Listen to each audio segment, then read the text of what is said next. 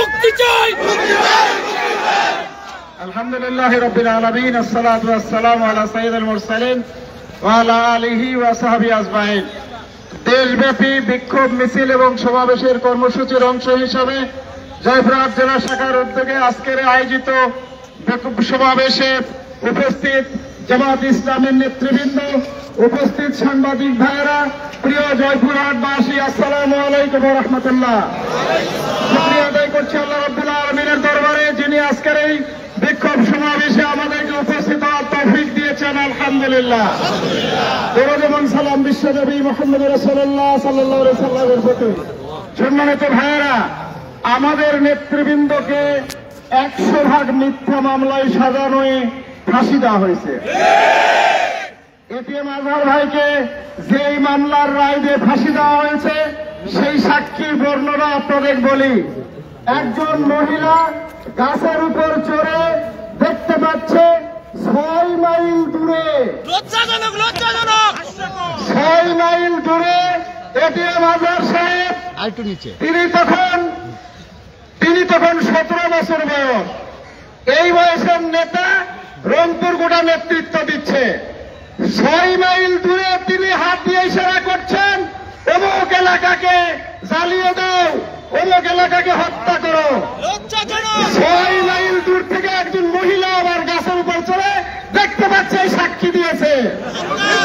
আদালতকে প্রশ্ন করা হয়েছে, 6 মাইল দূর থেকে কিছু দেখা যায়, শোনা যায়? হ্যাঁ, দেখাও যায়, শোনাও যায়। এই রকমের 100% মিথ্যা সাক্ষী দিয়ে তার ফাঁসির রায় দেওয়া হয়েছে। এত বড় মিথ্যা মামলা, মিথ্যা সাক্ষ্য দিয়ে যাকে জেলখানায় রাখা হয়েছে।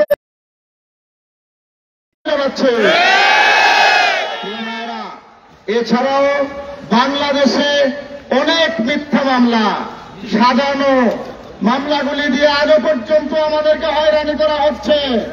আমরা আহ্বান জানাবো, এই কায়েমি মামলা, মিথ্যা মামলাগুলিকে দ্রুত সময়ের মধ্যে নিষ্পত্তি করার জন্য আমি সরকারের কাছে আহ্বান জানাই। আজকের তত্ত্বাবধায়ক সরকার, তারা কোন দলের নয়, তারা যেন সত্যিকারের যারা জুলুমের শিকার, তাদেরকে দ্রুত সময়ের মধ্যে জেল থেকে বের করে দেওয়ার জন্য তারা যেন এই আহ্বান আমরা রাখছি।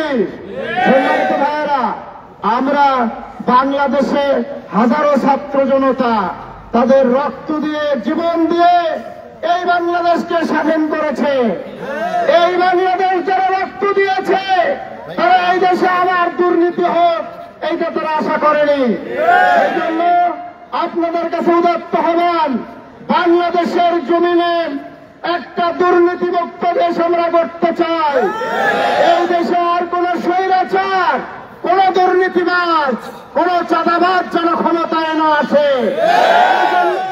জয়পুরহাটবাসীর কাছে আমার উদাত্ত আহ্বান, ঘরে ঘরে দুর্গ তুলেন। আর বাংলাদেশকে আমরা স্বৈরাচারী কায়দা দেখতে চাই না। জামাত ইসলামী বাংলাদেশকে একটা দুর্নীতিমুক্ত সোনার বাংলা করতে চাই। আমাদের সাথে ঐক্যবদ্ধ হয়ে আসুন, এই বাংলাদেশকে একটা দুর্নীতিমুক্ত সোনার বাংলা করবো ইনশাআল্লাহ।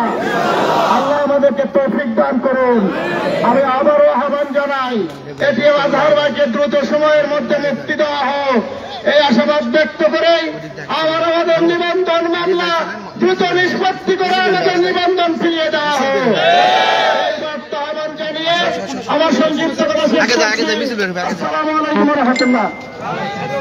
সম্মানিত উপস্থিতি, আমাদের সংক্ষিপ্ত সমাবেশের কার্যক্রম এখানেই শেষ। কয়েকটি ঘোষণা। আমাদের এই মিছিলটি সুশৃঙ্খল, শান্তিপূর্ণভাবে করার জন্য আপনাদের সহযোগিতা কামনা করছি।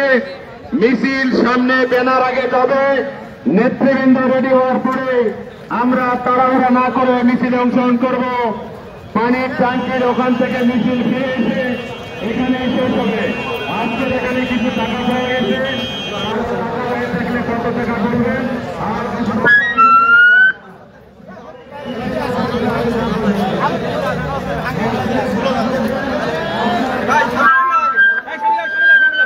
ঠিক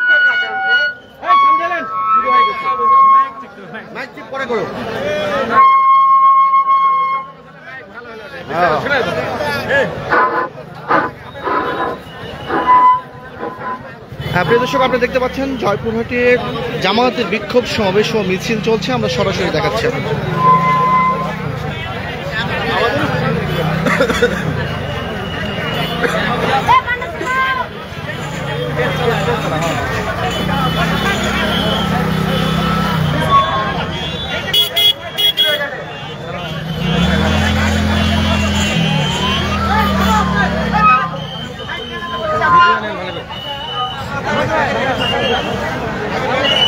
মাইক লাগবে না, যাও, ভাঙা মাইক হবে না, ভাঙা মাইক, সবাই বাইরে যেতে হবে। রাস্তা ক্লিয়ার করো, রাস্তা ক্লিয়ার করো, রাস্তা ক্লিয়ার করো, শিবির চলবে, রাস্তা ক্লিয়ার করো, রাস্তা ক্লিয়ার করো। বাবুরে খেত রাতে সমাজ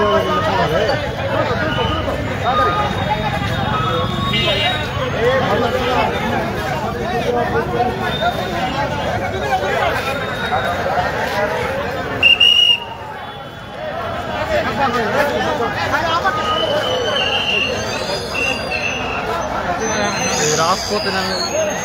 ও ভাই, ভাই রাস্তা ক্লিয়ার করতো না আগে থেকে।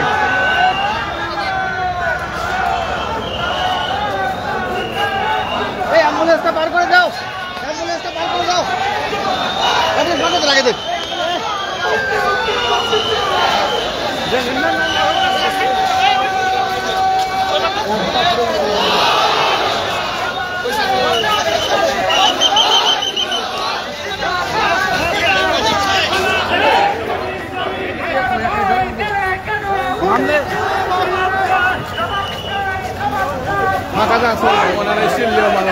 আরে